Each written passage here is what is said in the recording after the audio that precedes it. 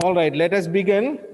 So last time we write down a theorem which says the number of zeros a polynomial has on the interval a comma b is given by va minus vb, where va is the number of sign changes at a and vb be the number of sign changes at b, right?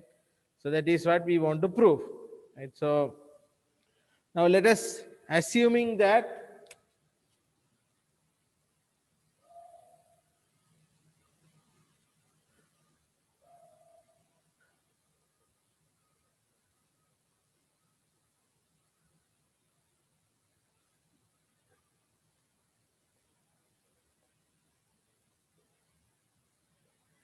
let us say, right, x is increasing from a to b, right? So that means a is small and b is large. So you all know that this is x is increasing from a to b, right? So you know that the number of sign changes will be changing only when one of those functions will have 0 in the middle, right? So because you know that, say you have f0, f1, f2, f3, right? So at x equal to a, suppose you have this, right? So here, or let me say minus, plus, minus. So you know there are 3 number of sign changes, right? So if you go further away from A, right, this number will change only when one of these plus or minus changes, right? So if, say, somewhere A plus epsilon also, if this is like this, right, so then there is no sign change, right? So there is no difference here, right? So somewhere here, right, some a plus another delta, right?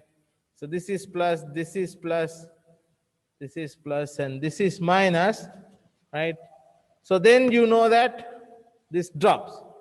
So only when this changes, only this number changes, right? So this is the idea.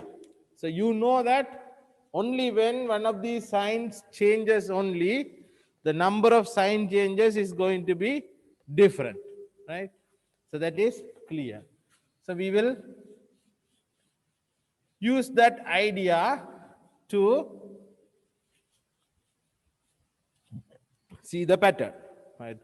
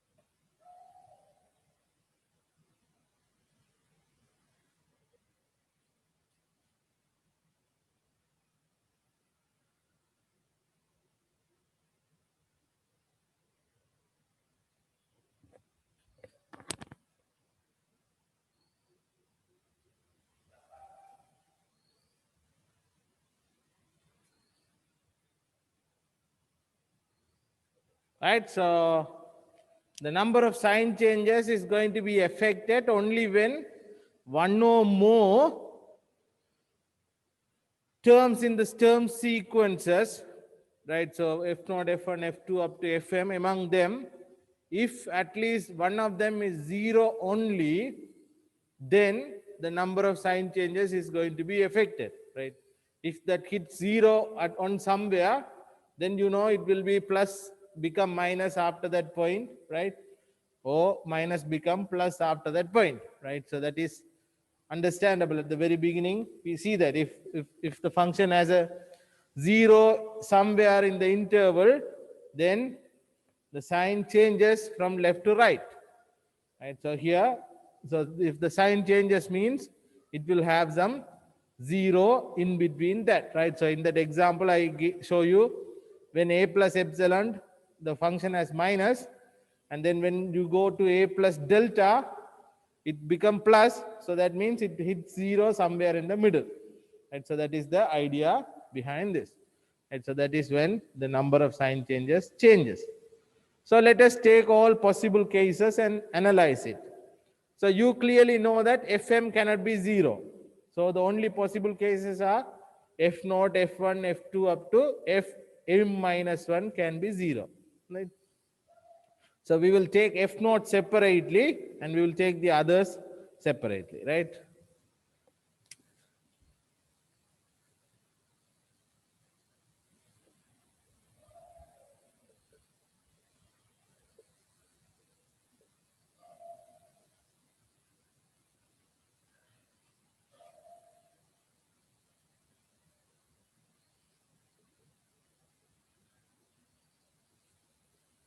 Alpha, let's see.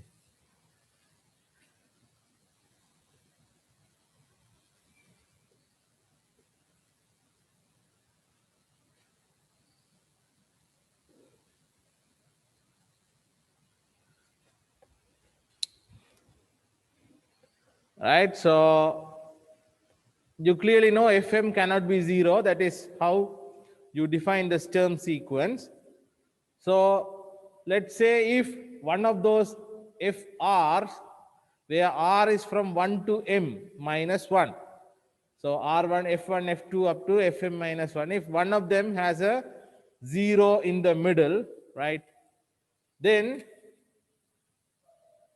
by the definition of Sturm sequence, you know that Fr minus 1 alpha times Fr plus 1 alpha is less than 0.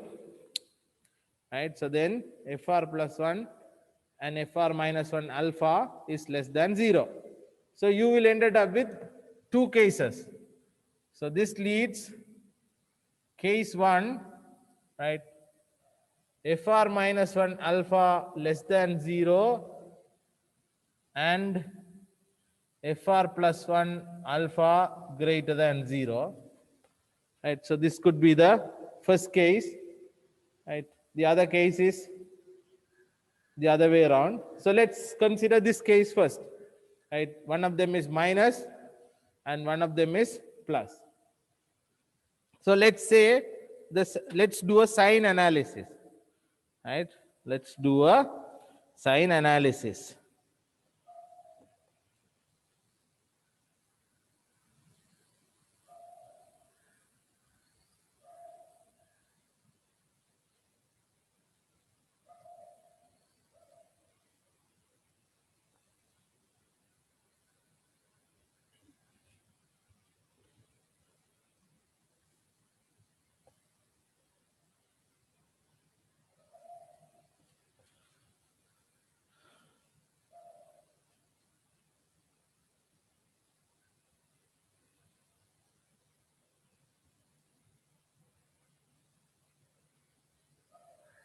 Okay, so let me fill the information first.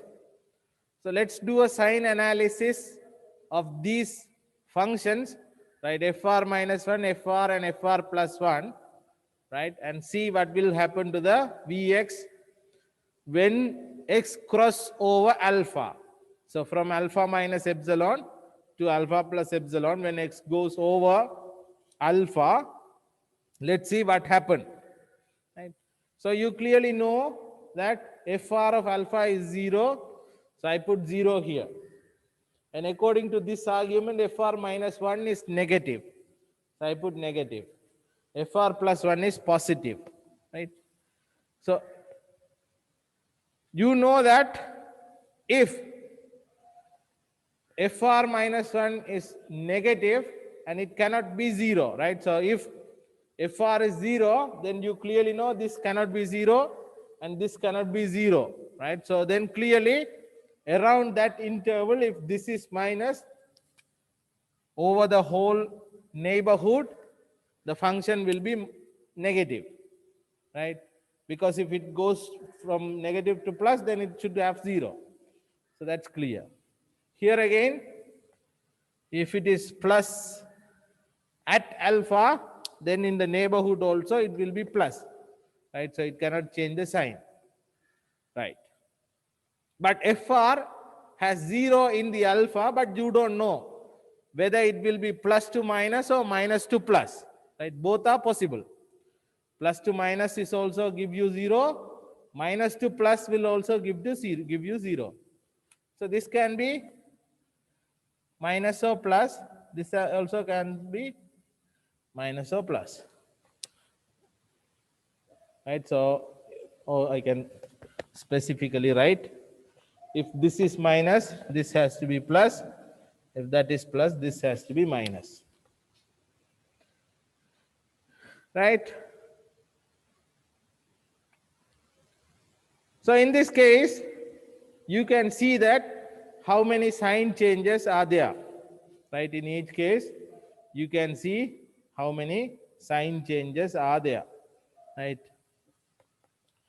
So minus to plus 1, or minus to plus also 1.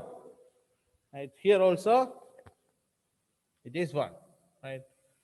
So this you don't need to worry. Right? That will still be 1, but you don't need to worry about that. Right? So I leave it as a empty. Okay, so you can see that when x cross from alpha, from left to right, from alpha minus epsilon to alpha plus epsilon, in this case Vx does not change. It is 1 always. Right? Similarly, we can see the second case.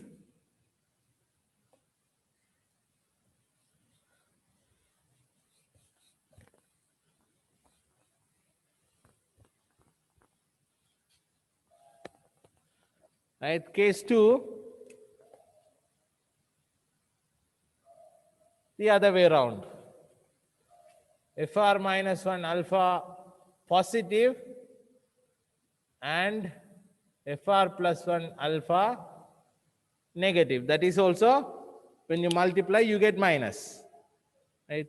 Same arguments, x, Fr minus 1, Fr plus 1, alpha minus epsilon, alpha plus epsilon.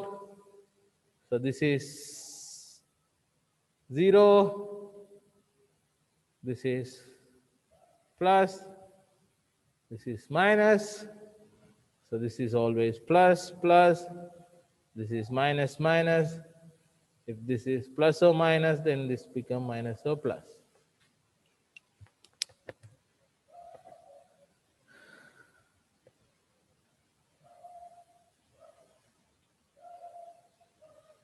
Right? So in this case also, let me write the Vx here. Right? So if you write the Vx, it is 1. This you don't need to worry. So here also, Vx does not change. Right?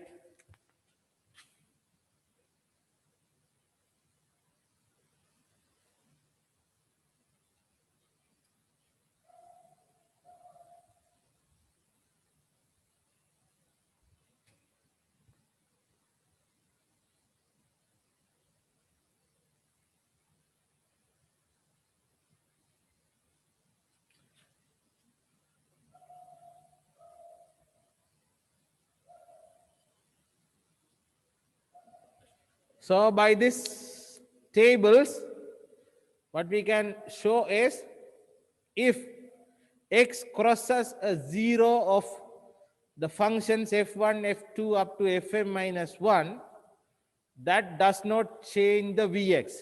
Right?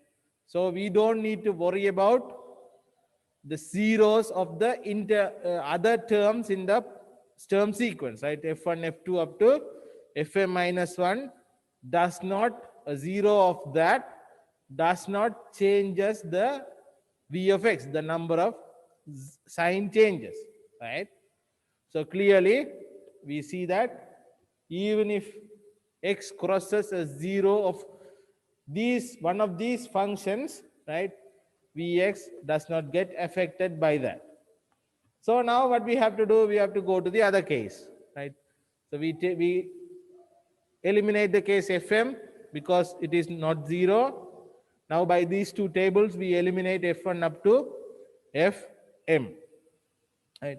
So next what we have to do, we have to go to f naught. That is the only one we have to analyze, right? So let's take f naught.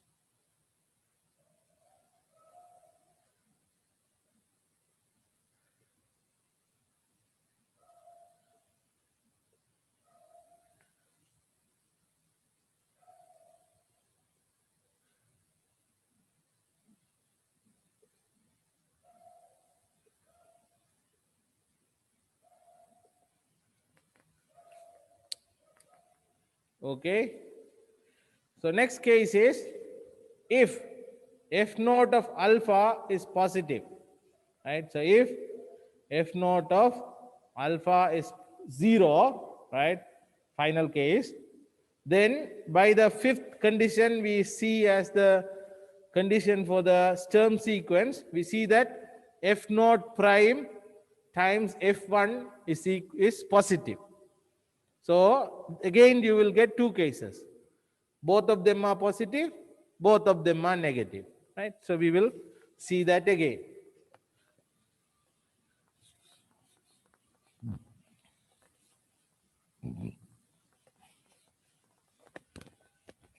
So you get two cases.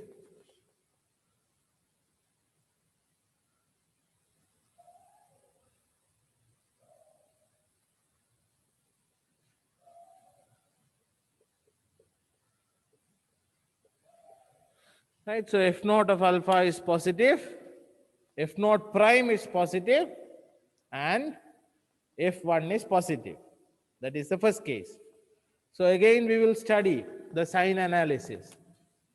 X, f naught, f1, v of x, alpha, alpha minus epsilon, alpha plus epsilon. Right, so f naught of alpha is 0. f1 of alpha is positive. Right, f1 of alpha is positive. If f1 of alpha is positive, then you know clearly f1 of alpha will be positive in the neighborhood as well. So it will be plus, plus. Right, so that's clear. Because f naught is 0, so f1 cannot be 0. So if that is positive, around that neighborhood also it should be positive. Next, f naught. What we have is f naught is f naught prime is positive, right? So what you have is f naught prime is positive. So f naught prime is positive means the function is an increasing function, right? The function is an increasing function, right? So increasing function, you know, in A level, right? It will go like this. That is increasing function. The decreasing function the other way around, right? So increasing function. Increasing function means it will go from minus to plus, right? Because in the middle it will have 0. It is increasing. So it will go from minus to plus. So it will go from minus to 0 and then it will cross 0 and become plus. Right, so this is what happened, right? So here, this is your alpha.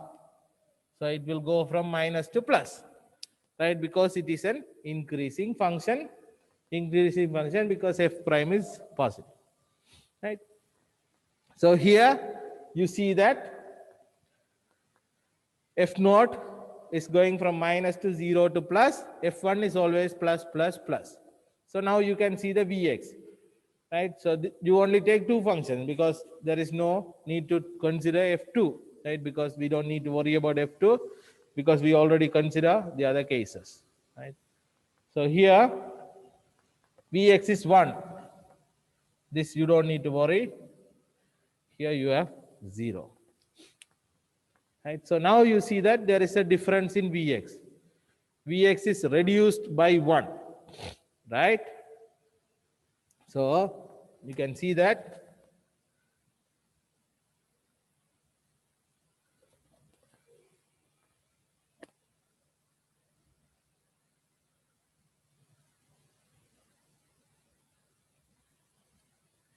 V of alpha minus epsilon minus 1 is equal to V of alpha plus epsilon.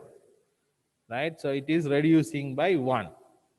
Similarly, we will consider the other case. Right? Case 2.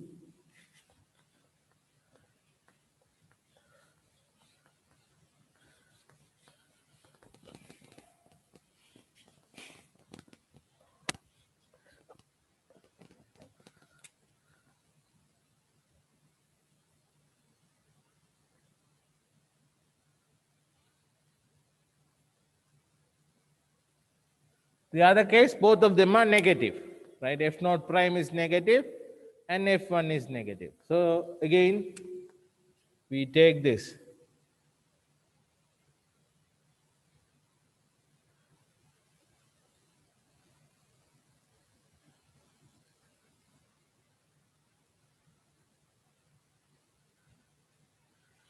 Right? So if you look at this, F1 is negative. So it is negative around the interval, in the neighborhood as well. So it's minus, minus, minus. F naught is 0 at alpha, right? But this case, F naught is less than 0. F naught prime is less than 0. So decreasing function, right? So decreasing function, you know, in A level, it go like this, right? So that means it is going from plus to minus. Right? So it will go from plus to minus. So in this case also you can see that this you don't need to worry. This, right? So here also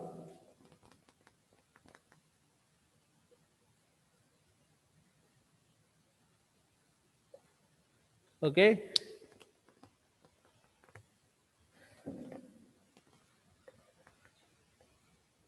So these two tables tell us one thing.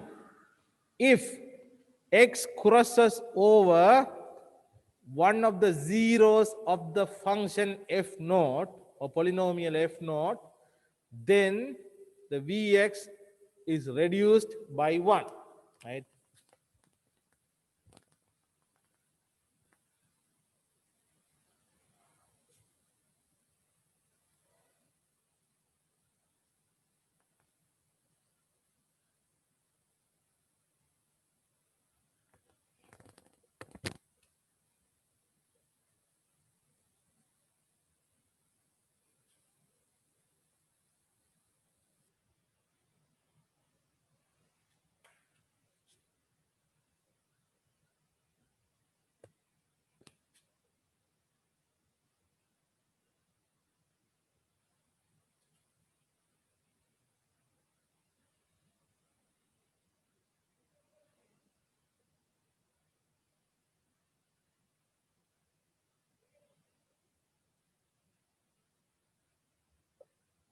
Okay.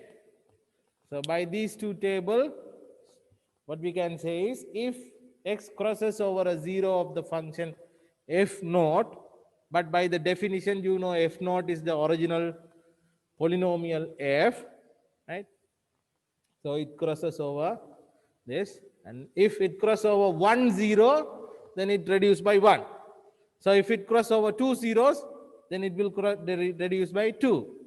If it crosses over 3 zeros, then it will reduce by 3. So if it crosses over n zeros, Vx will be reduced by n, right? So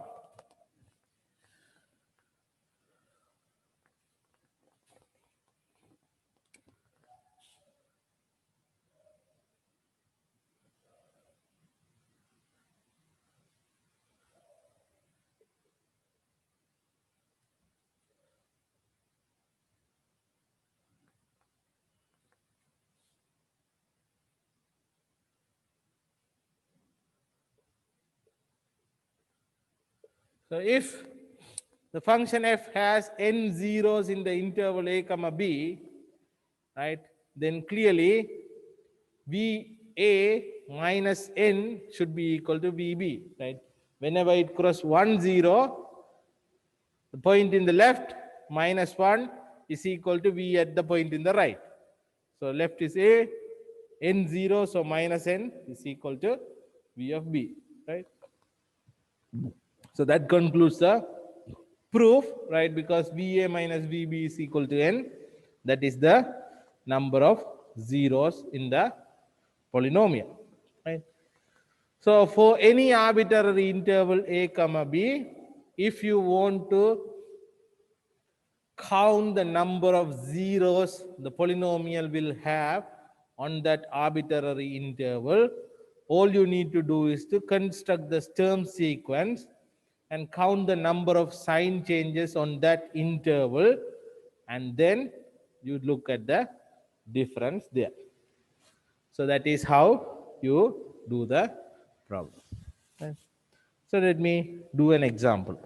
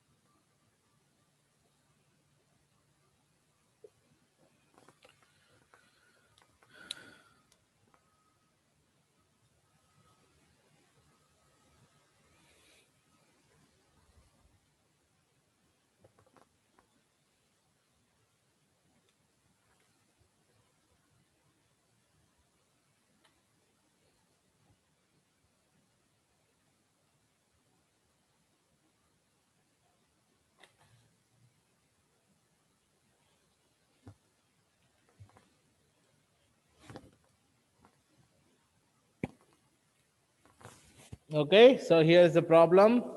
A function is given, f of x is equal to x to the power 4 minus 4x cubed plus x squared plus 6x plus 2. So they ask you to find the number of real zeros f can have. So, or number of zeros between minus infinity and plus infinity. And then they ask you to find how many of those are positive zeros, so how many between 0 and infinity. And then the largest of the zeros lies in the interval 2.5 comma 3, right? So then you have to show that there are no zeros above 3 and there is exactly 1 0 between 2.5 and 3, right? So that is how you have to show. The first step is you have to write down the term sequence, right? So you already know how to write down the term sequence. I will start the work and then you can finish it of your own, right? And verify it later.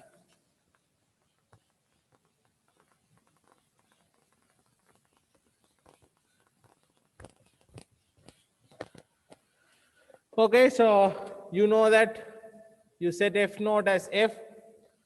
So x to the power 4 minus 4x cubed plus x squared plus 6x plus 2, right?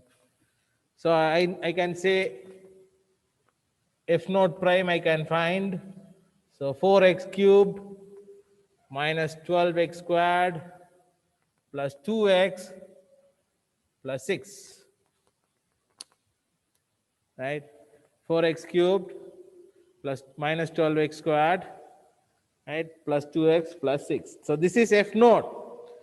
But I already told you as a remark, right? You can always multiply the function by a positive constant, right? To make it simple, you can always multiply by a positive constant, not negative constant, positive constant.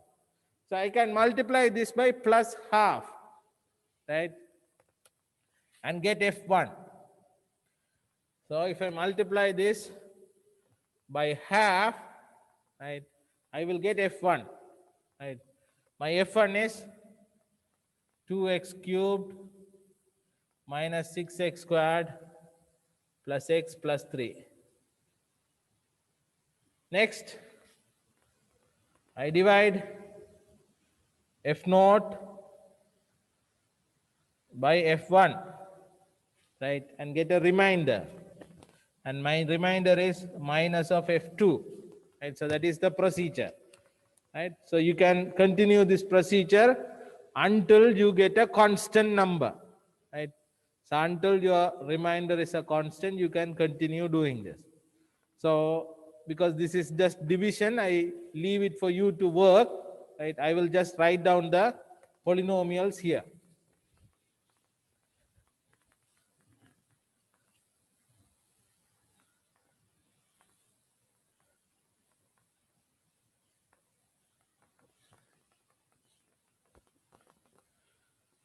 Okay, so my f naught, let me write it again, x to the power 4 minus 4x cubed plus x squared plus 6x plus 2. My f1 is 2x cubed minus 6x squared plus x plus 3. I will find the f2. f2 is 5x squared minus 10x minus 7. f3 you can get as x minus 1. f4 is 1. Right, so these are simplified ones, right? So it's a 6x, 2x plus 6. So right, so right, so now what you have is this. These are your functions: f naught, f1, f2, f3, and f4. Right. So now what you have to do is you have to fill in the values you want to find. So you know, I want to find, right? So x equal to minus infinity I want to find, x equal to 0 I want to find because positive roots, and x equal to between 2.5 and 3 I want to find, right? So 2.5, x equal to 3 I want to find, x equal to plus infinity I want to find, right? So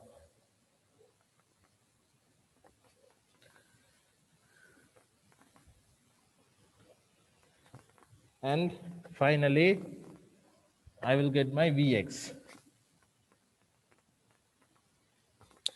Right, so I have to write down the sign, right? When x equal to minus infinity, x to the power 4 becomes plus, x to the power cube become minus, x squared become plus, x become minus, plus 1 is always plus, right?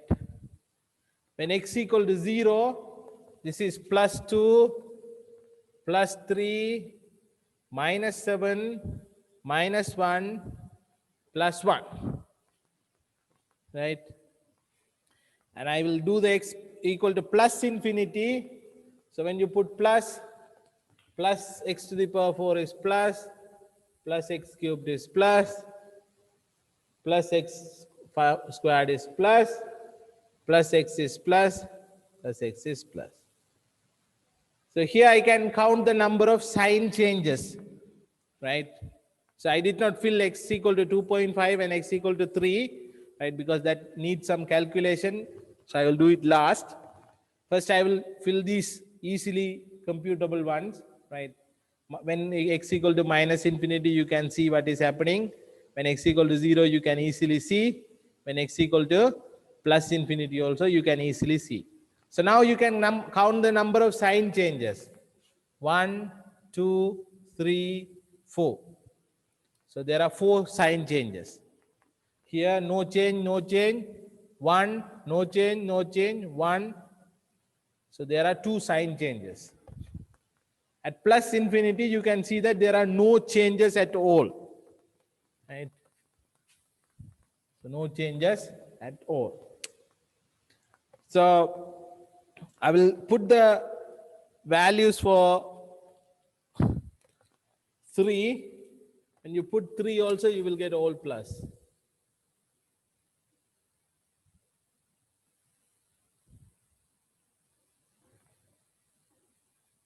2.5 minus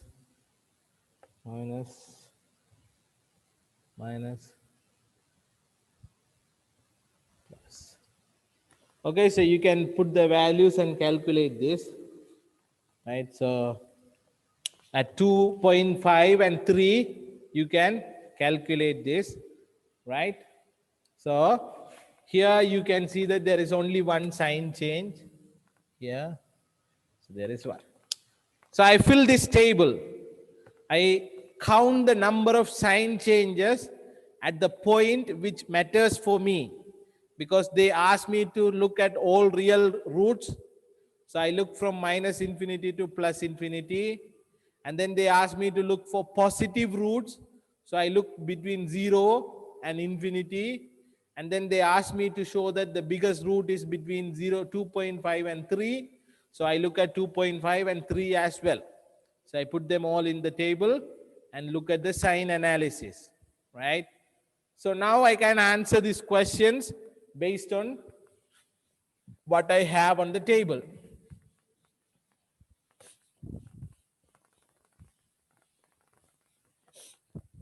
Right, so I'm going to do it. So real zeros,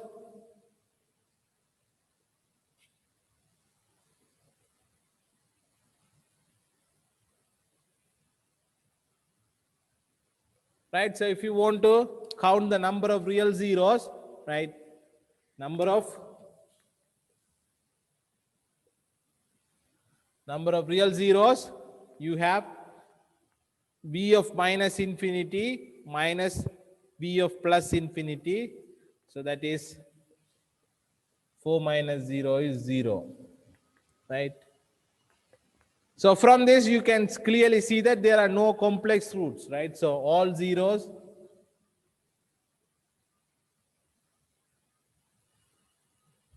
all the zeros are real, right? Because this is x to the power 4, so you can have maximum of 4 zeros. So, and already all of them are real zeros, so there are no complex roots, right?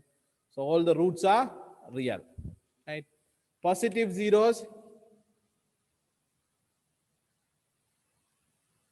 for positive zeros, what?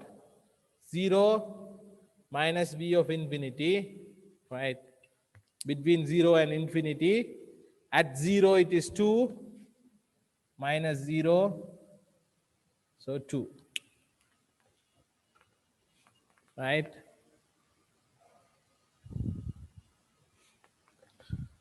Okay, so there are 2 positive zeros. Now, the last part, you can see that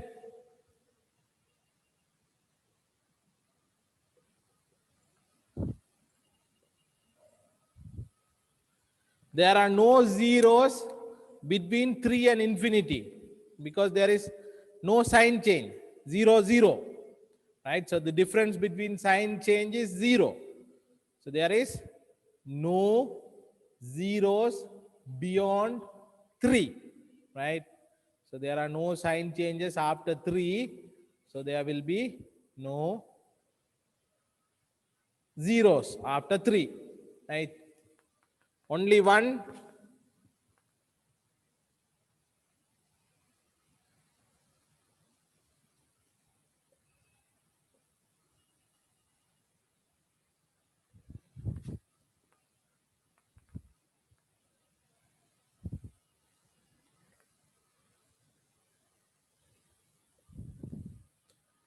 So there are 2 positive zeros you already proved, right? Among those two, so positive are the largest numbers, negative you don't need to worry, right? Because they are looking for the largest zero. So you cut down the negative and you go to positive. So there are 2 positives.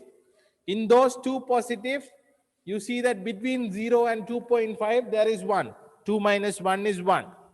And between 2.5 and 3, you have 1. 1 minus 0, 1. So there is a 0 between 2.5 and 3, and another one between 0 and 2.5. So among this, the largest number will always be between 2.5 and 3.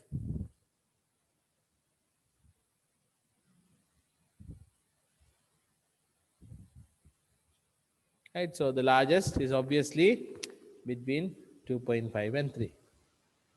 So this is how you use the Sturm sequence to count the number of zeros in the polynomial, right? Not just the number of zeros. You can always look for the largest zero. You can always look for the positive zeros. You can look for the negative zeros. You can look for the complex zeros and all of them, right? By just looking at the Sturm sequence, right? So this is the application of Sturm sequence in the root finding. So that Sturm sequence will basically help you to find the number of roots in the interval, not the roots, but just the number of roots, right? So you can say, okay, there is 1 between 0 and 2.5. There is 1 between 2.5 and 3, right? So those are the informations you can get from this. But our goal is to find those roots as well, right? So for these polynomials, we want to find the roots. And so now if you know 1 is between 2.5 and 3, we want to find it exactly what it will be, whether it will be 2.53 or 2.69 or 2.675643 or whatever the number is, we want to find it. So in the next class, what we are going to see is, we are going to see few techniques which will help us to find the root once it is confirmed that there is a root in the interval, there is a unique zero in the interval. Then we can use whatever the methods we are going to study in the next class to compute those roots, right? So we will talk about that in the next class.